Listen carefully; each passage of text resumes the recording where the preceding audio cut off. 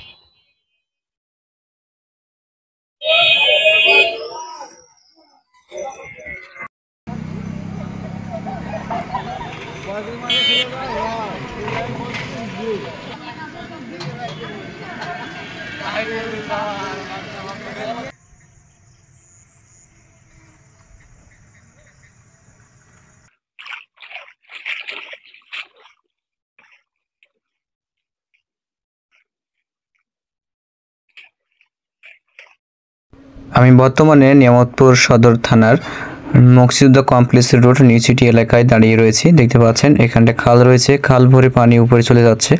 আমি নিয়ামতপুর থানা সদরের চারপাশে যেসব জায়গা প্লাবিত হয়েছে সেই সব জায়গাগুলো ভিডিওতে আপনাদেরকে দেখিয়েছি আবাসন পাড়া দেখিয়েছি, পালকি সিনেমা হল দেখিয়েছি, বাবুবাজার ব্রিজের যে পাশে যে এলাকাগুলো প্লাবিত সেই এলাকাগুলো ভিডিও। আল্লাহ যেন এই দুর্যোগ থেকে আমাদেরকে রক্ষা করেন। সবাই দোয়া করবেন, ইনশাআল্লাহ খুব শীঘ্রই আল্লাহ অবশ্যই আমাদেরকে এই বিপদ থেকে রক্ষা করবেন।